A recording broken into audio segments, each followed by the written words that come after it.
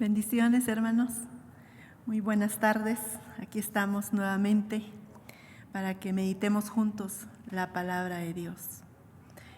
Vamos a leer un pasaje.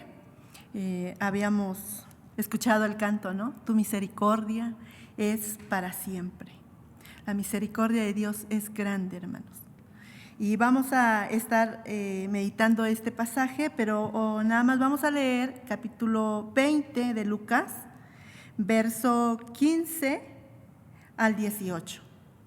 Vamos a estar meditando todo desde el 9 al 18, pero ahorita nada más leeremos estos.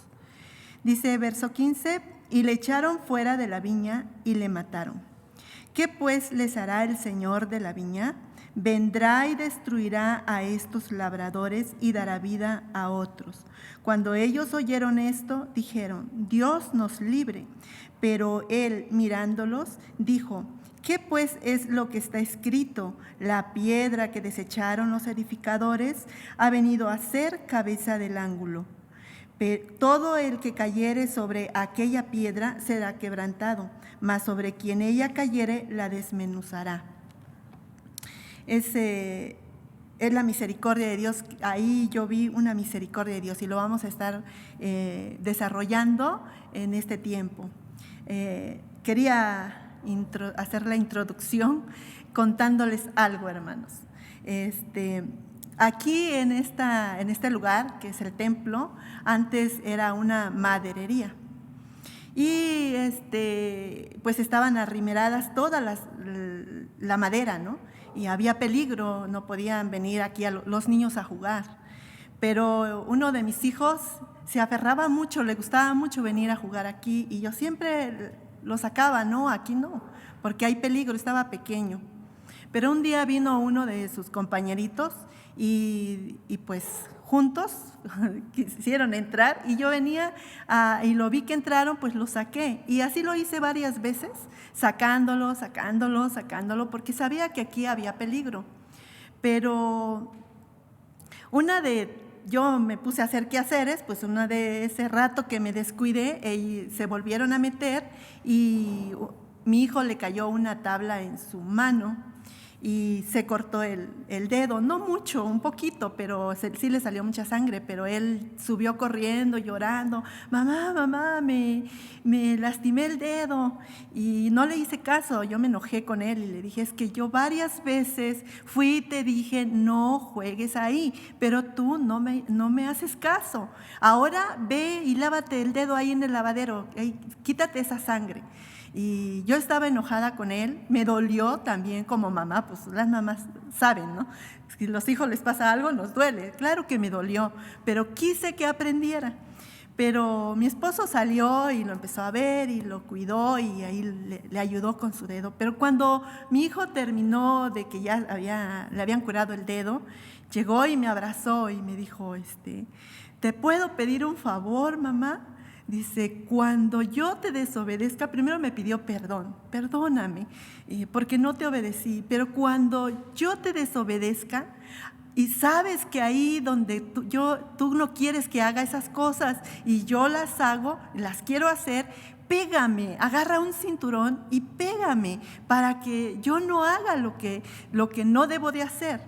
Entonces, cuando estábamos meditando este pasaje, tratando de hacer el tema, me vino a la mente este hecho que pasó con mi hijo.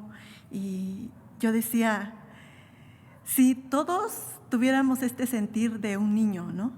De decirle a Dios, si me estoy desviando, pégame, corrígeme, pero no dejes que me desvíe. Esto debería haber sido el sentir de los líderes religiosos. Eso sería el sentir ahora de nosotros, debería de ser así. Pero creo que no. Vamos a meditar este pasaje, hermanos, capítulo 20, del 9 al 18. No lo vamos a leer el pasaje para que nos dé tiempo de tomar otros pasajes. Entonces vamos a ir leyendo pasajes por pasajes, no lo vamos a leer todo de corrido. Creo que muchos están meditando y han meditado ya este pasaje. Entonces vamos a leer el 20, verso 9. Dice, comenzó luego a decir al pueblo esta parábola. Un hombre plantó una viña y la arrendó a labradores y se ausentó por mucho tiempo. Quise tomar este pasaje, hermano, porque de verdad está muy claro, muy fácil de entender este pasaje. Este hombre que está hablando Jesús, que es el que plantó la viña, se refiere a Dios mismo. Y la viña se refiere a Israel. Y los labradores se refiere a los líderes religiosos. ¿Por qué decimos así? Porque estamos diciendo esto en Isaías capítulo 5, vamos para allá, Isaías capítulo 5, verso 7.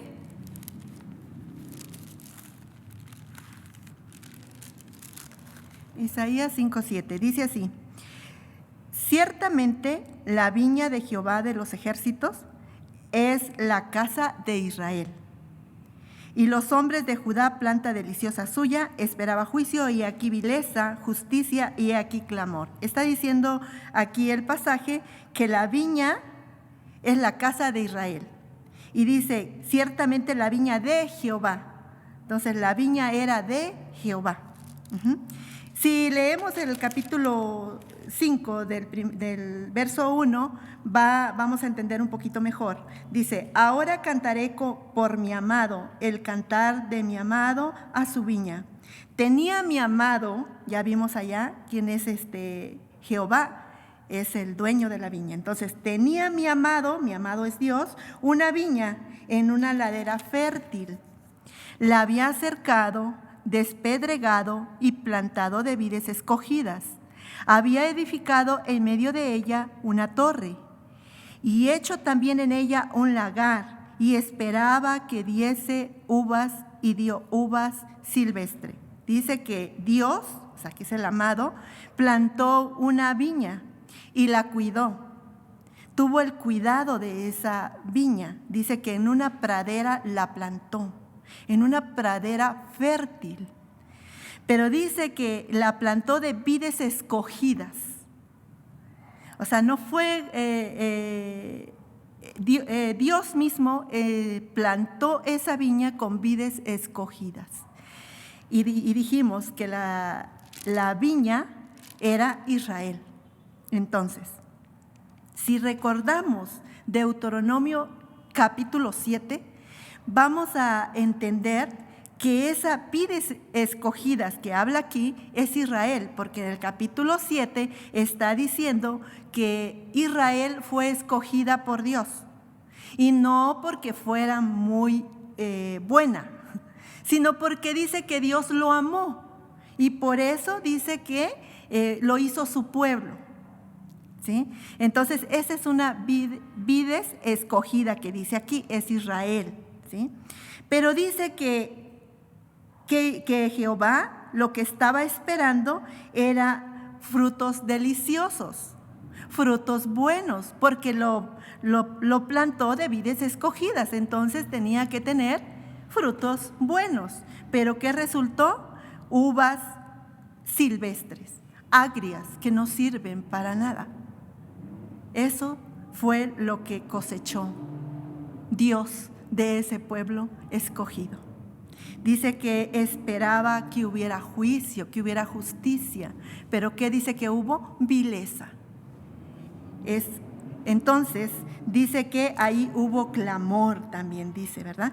Entonces, así entendemos un poquito mejor el verso 9, que dice que comenzó a decir al pueblo, o sea, Jesús empieza a decir la parábola al pueblo, se dirige a todos, a los líderes religiosos y al pueblo, se dirige a todos. Aquí Lucas lo marca que al pueblo. Entonces dice, comenzó luego a decir al pueblo esta parábola. Un hombre, ya entendimos que es Dios, plantó una viña y la arrendó a labradores. Se ausentó por mucho tiempo. Durante todo ese tiempo que Dios se ausentó, dice, ¿qué sucedió? No se ausentó que Él los dejara ya, el pueblo de Israel, ya los dejé. Allá vimos que los cuidó, dice, ¿verdad? Que les puso vallados, ¿para qué? Para que los animales no entraran, ¿no? Así, para entenderlo mejor. Pero los cuidó. ¿Cómo los cuidó, hermanos? Mire en el verso 10. A su tiempo, dice, envió siervos a los labradores para que le diesen del fruto de la viña. Pero los labradores le golpearon y le enviaron con las manos vacías. Volvió a enviar otro siervo, mas ellos a este también golpeado y afrentado, le enviaron con las manos vacías. Volvió a enviar un tercer siervo, mas ellos también echaron fuera herido. Dios fue paciente. Podemos ver aquí que con ese pueblo escogido fue paciente. Se tomó su tiempo. Estuvo mandando profetas. Vamos a ver nada más dos pasajes. En Segunda de Crónicas, capítulo 24.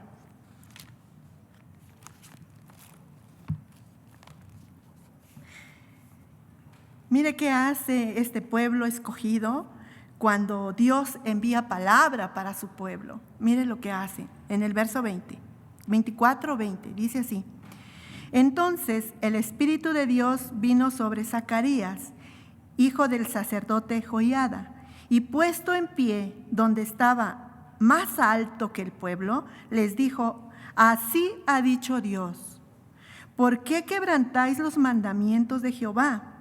No vendrá bien por ello, porque por haber dejado a Jehová, Él también os abandonará. Está diciendo Zacarías, el libro de Crónicas está diciendo que el Espíritu de Dios vino sobre Zacarías y Zacarías busca un lugar alto para hablar el mensaje que Dios le había dado. ¿Y qué era? Reclamarles, ¿por qué quebrantaron los mandamientos de Jehová? Miren, por haber hecho eso, ¿qué va a pasar? También Él los va a abandonar, dice. Porque ustedes no quebrantaron los mandamientos, Él los va a abandonar, les está diciendo. La reacción del pueblo como escogido de Dios, ¿qué tendría que ser? Volverse a Jehová. Eso tendría que hacer. Pero miren el 21. Pero ellos hicieron conspiración contra él y por mandato del rey lo apedrearon hasta matarlo en el patio de la casa de Jehová. Lo mataron por llevar el mensaje de Jehová. Es ahí donde Jesús está diciendo: estuve enviando siervos y aquí mandó a sus profetas a hablar la palabra. Aquí en el Antiguo Testamento siempre habla de sus siervos, le llama a los profetas, así siempre lo menciona. En Jeremías también, Jeremías capítulo 24, también nada más vamos a leer un verso. Jeremías 24. Perdón, es 25, hermanos. 25:4, verso 4, nada más vamos a leer ese verso. Dice: y envió Jehová a vosotros todos sus siervos los profetas, enviándoles desde temprano y sin cesar, pero no oíste, ni inclinaste vuestro oído para escuchar. Aquí está diciendo que Dios estuvo enviando desde temprano sus profetas. Y sin cesar, o sea, constante, estuvo mandando profetas. Dice, todos sus profetas. O sea, estuvieron muchos profetas hablando al pueblo de Israel. Pero, ¿qué dice? Pero no escucharon. Entonces, por eso Jesús también en Lucas va a estar diciendo en el capítulo 11 de Lucas, cuando él declara las aflicciones de los líderes religiosos, él va a estar diciendo en el verso 49, 11:49 de Lucas, Jesús mismo va a estar haciendo esta confesión. Dice: por eso la sabiduría de Dios también dijo: les enviaré profetas y apóstoles, y de ellos a unos matarán y a otros perseguirán. Jesús está diciendo que estos líderes religiosos lo que van a hacer es matar a los profetas y a los apóstoles. ¿Esto sucedió? Sí, sucedió en el libro de los Hechos. Podemos ver cómo perseguían a los cristianos. Podemos ver cómo mataron a Esteban, a Jacobo también. Pero esta palabra que está diciendo aquí Jesús se cumple. También en otro pasaje de aquí de Lucas, cuando hace el lamento sobre Jerusalén, también Jesús menciona esto. Y dice: Jerusalén, Jerusalén, Jerusalén, tú que matas a tus profetas que te son mandados. Entonces, aquí si volvemos al capítulo 20 otra vez, de Lucas, aquí podemos notar que Jesús está hablando de esos siervos que habían sido enviados. ¿Para qué, hermanos? Para que ellos se volvieran, para que ellos escucharan a Dios, para que dieran esos buenos frutos, porque ellos eran los encargados, los líderes religiosos eran los encargados de enseñar la palabra. Pero ¿qué está pasando aquí? Jesús está diciendo la parábola y está muy claro. Por eso los judíos dice que lo entendieron inmediatamente, porque está muy claro cómo sí realmente Dios estuvo enviando profetas y ellos los mataban. O como Jeremías, ¿no? ¿Qué le hicieron Jeremías? Lo humillaron, lo metieron en un pozo y ahí lo dejaron como muerto, en un pozo con fango, dice, ¿no? Y eso es lo que pasaron aquellos siervos que Jehová estuvo mandando para que ese pueblo se volviera a Dios. Pero no quisieron. Entonces Jesús va a estar diciendo en la parábola, en el verso 13, entonces el Señor de la viña, recordemos, ya mandó a sus siervos y los golpeaban, dice aquí en la parábola. Entonces el Señor de la viña dijo: ¿qué haré? Enviaré a mi hijo amado. Quizás cuando le vean a él le tendrán respeto. Mas los labradores, al verle, discutían entre sí, diciendo: este es el heredero. Venid, matémosles, para que la heredad sea nuestra. Y le echaron fuera de la viña y le mataron. Jesús mismo está relatando lo que va a pasar con él, pero también está declarando quién es él.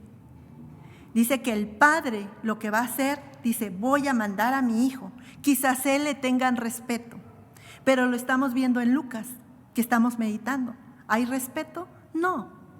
Aunque ven las maravillas que Dios hace esos milagros para que se dé a conocer quién es Él, pero ¿entienden? No entienden. Entonces Jesús se está revelando como el Hijo amado. Y recordemos que no solamente aquí Jesús se está revelando como el Hijo amado y diciendo: yo soy el Hijo amado. También el Padre, cuando Jesús se estaba bautizando, dice que se oyó una voz del cielo que decía: este es mi Hijo amado, en él tengo complacencia. Y cuando fue al monte de la transfiguración, también se escuchó la voz del Padre diciendo: este es mi Hijo amado, a él oíd. Entonces podemos notar que Jesús aquí está diciendo: yo soy el Hijo amado. Y yo como hijo amado me van a despreciar y me van a matar. Se los está declarando, no solo a los líderes religiosos, sino a todo el pueblo: ustedes me van a matar. Y esto sucede con estos líderes, hermanos. Bueno, después vamos a leer el 15, leímos la segunda parte. ¿Qué pues les hará el Señor de la viña? El Señor de la viña es Dios. ¿Qué va a hacer Dios? ¿Se va a quedar de brazo cruzado? No. Dice que va a hacer: vendrá y destruirá a estos labradores y dará su viña a otros. Por eso el título quise ponerle misericordia y juicio, porque el juicio para Israel es que se les será quitado esa honra de que no quisieron recibir a el Mesías. Y misericordia para nosotros, porque dice: y se le dará la viña a otros, a la iglesia, hermanos, A la iglesia le va a dar la viña. Pero mire qué responsabilidad también. Es una gran misericordia, una gran gracia, un gran gusto que nos da a nosotros de que Jesús esté mencionando esto. Se le será quitada su viña y se le dará a otro, a la iglesia. Pero dice que cuando ellos oyeron esto, ahorita lo seguimos viendo ese punto nuevamente, dice, cuando ellos oyeron esto, dijeron, Dios nos libre. Pero él mirando le dijo, ¿qué pues es lo que está escrito? La piedra que desecharon los edificadores ha venido a ser cabeza del ángulo. Todo el que cayere sobre aquella piedra será quebrantado, mas sobre quien ella cayere la desmenuzará. Está diciendo que va a acabar, ¿sí? Esa piedra que fue desechada, dice que ha venido a ser la cabeza del ángulo, la piedra angular, la piedra principal, la base del edificio de una iglesia, hermano, de nosotros, es nuestra base, Jesucristo. Pero esa base ha sido desechado por los judíos, no lo aceptaron. Lo podemos ver cuando dice que cuando iba a entrar a Jerusalén, dice que lloró. Lloró porque le dio tristeza que no conocieran el momento de su día de paz, que ese Jesús había llegado, su salvación había llegado. No lo pudieron entender. Entonces Jesús se lamenta, llora por eso. Ellos lo desecharon, hermanos. Bendición viene siendo para nosotros. ¿Por qué? Porque dice que se le dará la viña a otros. Si vamos al libro Primera de Pedro, capítulo 2, verso 10. Dice así, vosotros que en otro tiempo no erais pueblo, pero que ahora sois pueblo de Dios, que en otro tiempo no habíais alcanzado misericordia, pero ahora habéis alcanzado misericordia.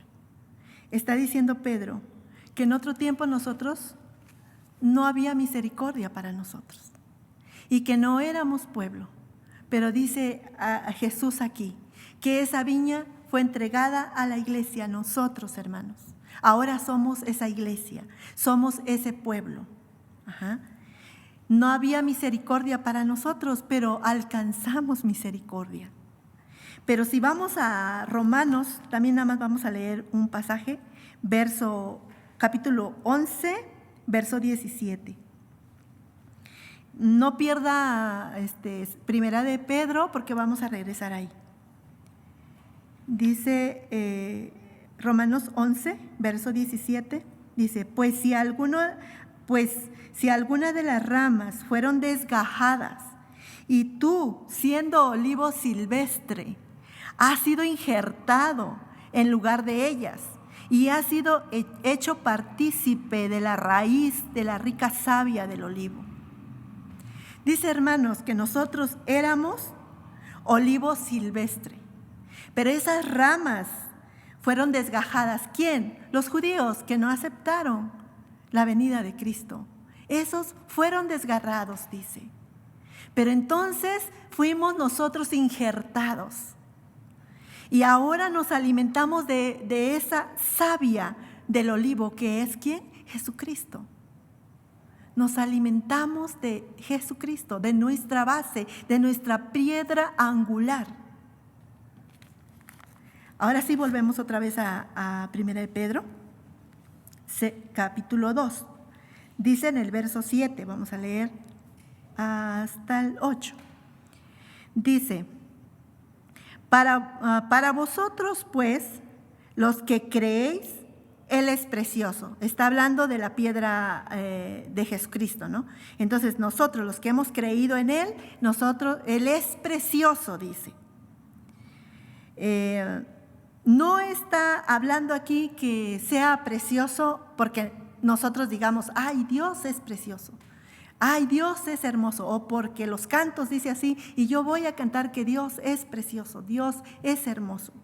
No está hablando de eso. Está hablando, hermano, en el verso 4, dice, acercaos a él piedra, a él piedra viva. Él es precioso, hermanos, y usted lo demuestra que realmente usted está demostrando que Él es precioso porque usted está cerca de Él, de esa piedra preciosa. ¿Cómo puede usted estar cerca de esa piedra preciosa? Ahora lo vemos. Dice en la segunda parte del 7, pero para los que no creen, la piedra que los edificadores desecharon ha venido a ser cabeza del ángulo y piedra de tropiezo y roca que hace caer. Porque tropiezan en la palabra siendo desobedientes, a lo cual fueron también destinados. En otra versión dice que esa palabra estaba destinada para ellos. Entonces dice que esa palabra, tropezaban con esa palabra, entonces eran desobedientes a esa palabra. Por eso yo le decía, cuando nosotros decimos, ay, para ustedes que han creído esa piedra es preciosa. Si es preciosa, entonces nosotros, ¿qué vamos a hacer? Obedecer esa palabra. Que en esa palabra no sea tropiezo como fue para los judíos. Dice que chocaba esa palabra con ellos, ¿sí? Era tropiezo. Pero dice que para los que son obedientes a esa palabra, Jesús es precioso. Si volvemos otra vez a Lucas, capítulo 20. Lucas capítulo 20, hermanos.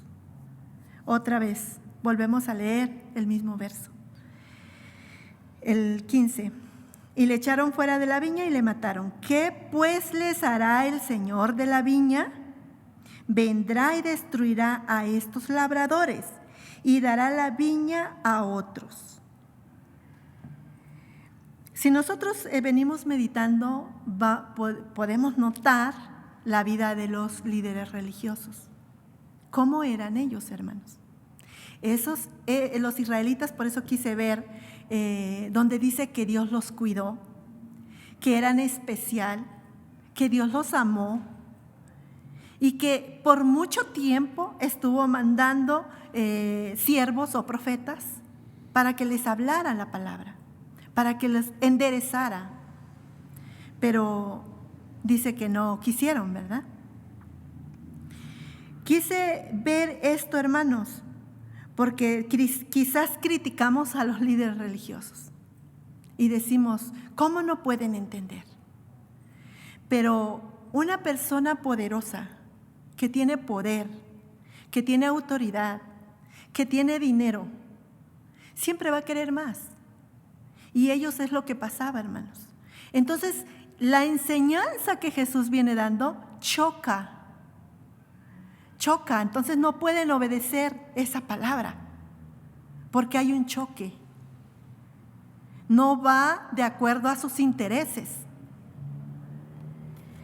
Pero entonces Jesús está diciendo que les va a quitar la viña y se lo va a dar a otros. Y nosotros decimos, gracias, Señor, porque nos has hecho parte de tu pueblo, porque nos has injertado. Gracias.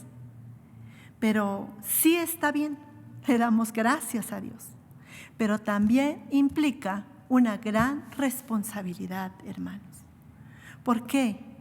Porque ahora tenemos el testimonio o como ejemplo a estas gentes, a estas personas. ¿Cómo les fue por no obedecer esa palabra? Por ver solo por sus intereses y no ver por la grey del Señor.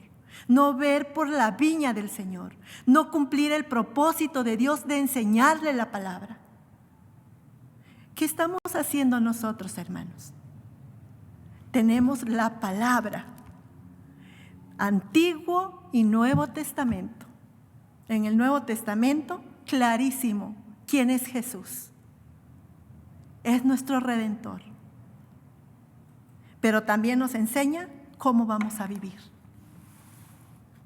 Y hermanos, Y es una gran responsabilidad. ¿Por qué digo esto? En casa, donde estamos, con los que nos rodean, con nuestros hijos, con el esposo o con la esposa. ¿Cómo somos? ¿Damos evidencia de que realmente fuimos injertados? Preguntemos, reaccionemos, ¿cómo somos? Pero también veamos ese ejemplo que está poniendo aquí la Biblia. ¿Cómo les fue a los judíos? Nosotros, Dios nos ha dado una gran responsabilidad, no solo el pastor, no solo el que enseña. Todos somos la iglesia, hermanos. Todos tenemos que estar en ese sentir de glorificar a Dios con nuestra vida, no de labios, sino con nuestra forma de vida. Eso es lo que busca Dios. Pero veamos cómo les fue a ellos y lo tenemos como ejemplo. ¿Cómo nos irá a nosotros?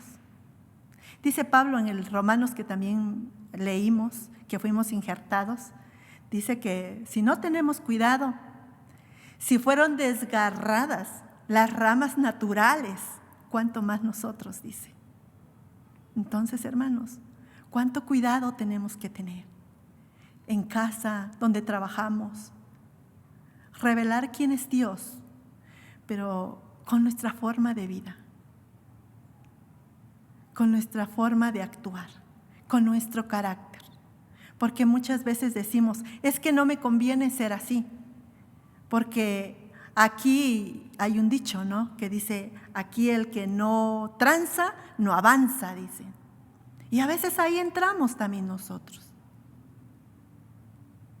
Pero hermanos, la Biblia está, y la vida de estos hombres está como ejemplo. ¿Cómo les fue a ellos? Y nosotros también podemos ser quitados, desgarrados.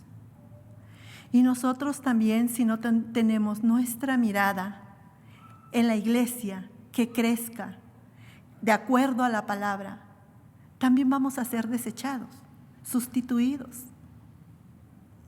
Entonces sí tenemos que tener ese cuidado, hermanos. Meditando este pasaje, también el Señor trataba conmigo.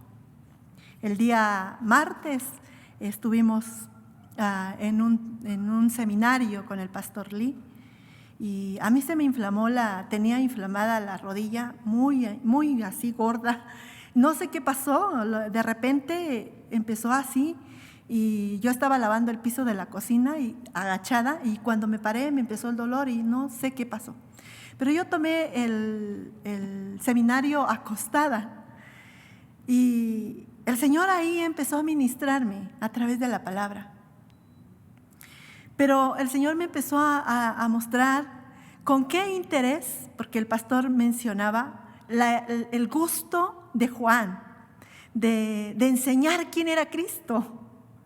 Y decía, ese gusto, esa alegría, y quería que la iglesia también sintieran el mismo gusto de conocer a ese Cristo. Y el Señor empezó a tratar conmigo, ¿no?, diciéndome si yo tenía ese gusto de enseñar realmente la palabra. Y qué era mi enfoque, yo me cuestionaba. El Señor trató conmigo en ese momento, postrada, escuchando la palabra ahí postrada. El Señor trató conmigo. Para Dios no hay tiempo, hermanos. Donde estemos, el Señor va a hablarnos a través de la palabra. Entonces accionemos cuando Él nos habla, obedezcamos, que no sea esa palabra piedra de tropiezo, sino que sea nuestra base, que sea nuestro fundamento, para que sigamos adelante, hermanos, caminando siempre hacia adelante.